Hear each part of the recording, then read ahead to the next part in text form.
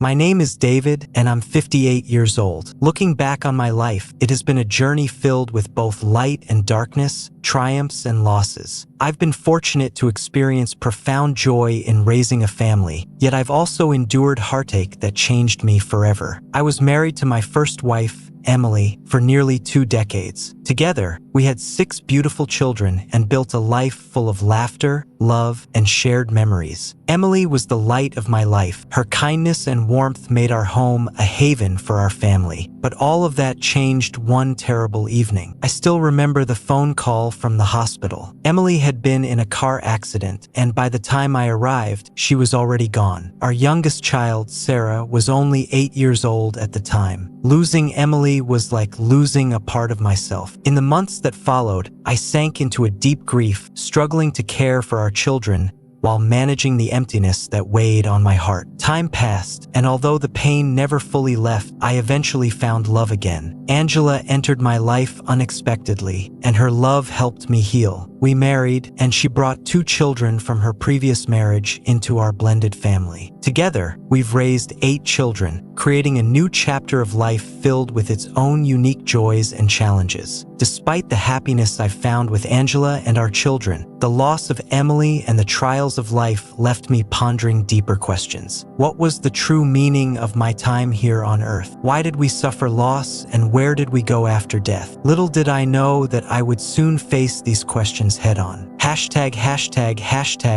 2, The First Brush with Death. The first time I came close to death was a night I'll never forget. I was lying in bed, trying to sleep after a long day at work. Out of nowhere, I felt a sharp, piercing pain in my chest, unlike anything I had ever experienced. At first, I brushed it off as heartburn or indigestion, but as the minutes ticked by, the pain became unbearable. It felt like someone was crushing my chest from the inside. I called out for Angela, and she rushed to my side, her face filled with worry.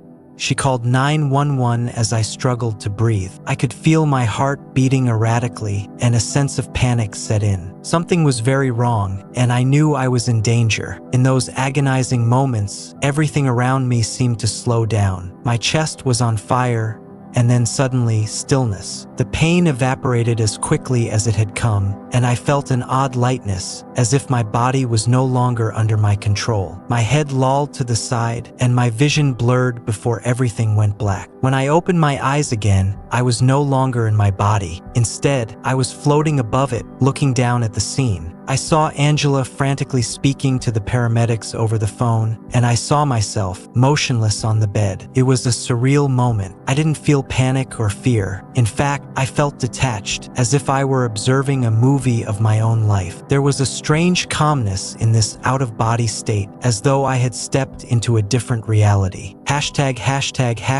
Chapter 3, Out of the Body and Beyond. As I floated above the room, I realized something profound. I was no longer bound by the limitations of my physical body. The sensations of pain, fatigue, and anxiety were gone. Instead, I felt a serene detachment, as if I had shed the heavy burdens of earthly existence. I could still see everything happening below, but I was not a part of it in the way I had been moments earlier. What struck me as even more bizarre was the presence of 2 glowing figures standing at the foot of my bed. They were not human, or at least not in the way we understand humans to be. Their forms were radiant, almost ethereal, and they exuded a sense of calm and purpose. I couldn't make out their faces clearly, but I felt no fear, only curiosity. For a moment, I wondered if I had died. Was this the end? The 2 figures seemed to sense my thoughts, and without speaking, they communicated an overwhelming feeling of reassurance. One of them placed what felt like a hand on my shoulder, although the touch was not physical but more of a sensation, like warmth spreading through my soul. I wasn't ready to leave yet. If it's not my time, please let me return, I thought, and with that silent request, I felt the figures give their consent. They didn't speak, but their presence was a silent acknowledgement that I had more to do in this life. Suddenly, I was yanked back into my body, my chest heaving as I gasped for air. The pain returned in full force, but along with it came a deep gratitude. I was alive. Chapter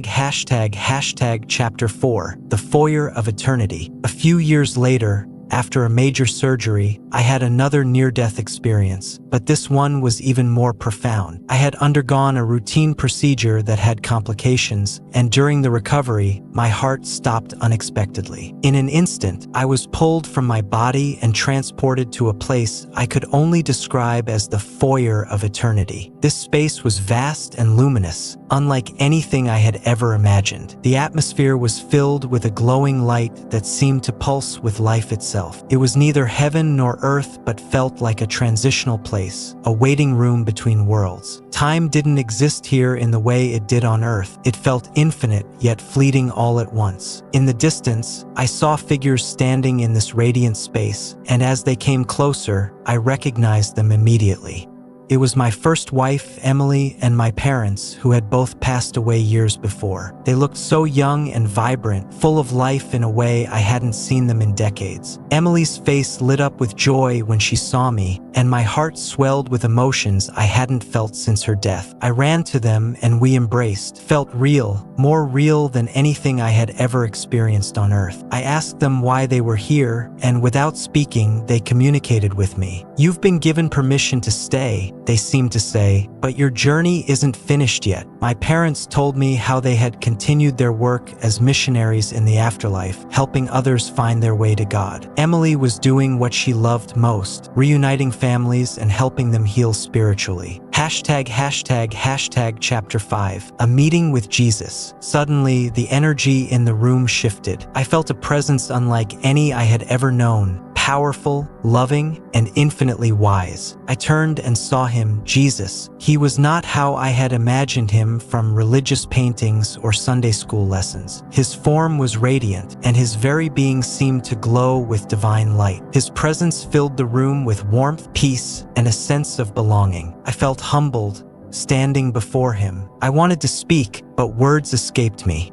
Instead, he spoke directly to my heart. "Where is your heart, David?" His voice wasn't heard in my ears, but resonated deep within my soul. At first, I didn't understand the question. My heart? What did he mean? But then, like a flood, the realization hit me. He was asking me about my life, my choices, my priorities, the things I held dear. Where had I placed my focus all these years? Had I lived in love, or had I been distracted by earthly concerns? I realized then that my life had been full of distractions. While I had loved deeply, I had also let fear, pride, and material concerns take precedence at times. Jesus' question was not accusatory. It was gentle, inviting me to reflect, to understand, and to grow. It was a moment of pure clarity, and in that instant, I vowed to live the rest of my life with a renewed sense of purpose, focused on love and the people who mattered most.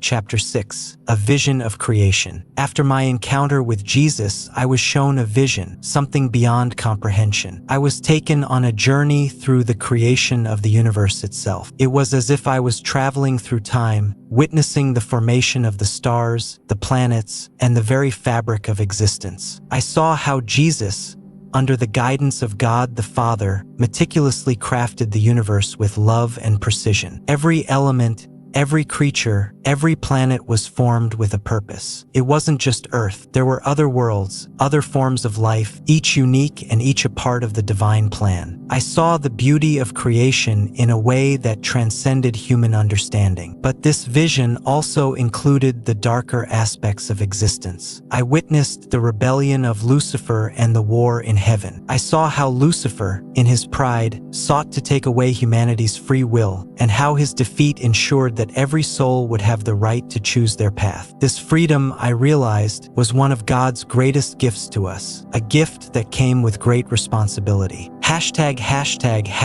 Chapter 7. Returning to life and a new purpose. After what felt like an eternity in this divine space, I felt a pull, something calling me back to the physical world. I didn't want to leave, but I understood that my time wasn't finished. Jesus placed his hand on my shoulder, and with a final glance filled with love, he sent me back to my earthly body. I woke up in the hospital, weak and in pain, but with a profound sense of peace and purpose. I had been given another chance, and I knew I couldn't waste it. The experiences I had during my time in the afterlife were too powerful to ignore. I realized that my mission on Earth wasn't over yet. I had been shown the truth, and now it was my responsibility to share it with others. Hashtag Chapter 8, sharing the message. Since that day, I've made it my life's work to share my story with anyone who will listen. I've spoken in churches, at community events, and even to strangers. I don't try to force my beliefs on others, but I share the truth that I've learned. Life is a gift, and our time here is precious. I tell people that the love we give and receive is what truly matters, and that our relationships and actions have eternal significance. I encourage them to live with an open heart, to focus on what truly matters, and to never take a single moment for granted. Every act of kindness, every moment of love is a part of something much greater than we can see. Hashtag Chapter 9, living with gratitude. Now, as I look back on my life, I feel a deep sense of gratitude. I'm thankful for the lessons I've learned, for the love I've experienced, and for the opportunity to continue my journey. I wake up each day with a renewed sense of purpose, knowing that every breath is a gift and every moment is an opportunity to make a difference. I cherish every moment with my family, knowing that our time together is temporary, but that our love will endure beyond this life. I no longer fear death because I know that it's not the end, but a transition into something far greater. Life is short, but it's filled with meaning. And as I continue on this journey, I will hold on to the truth that love is the greatest force in the universe.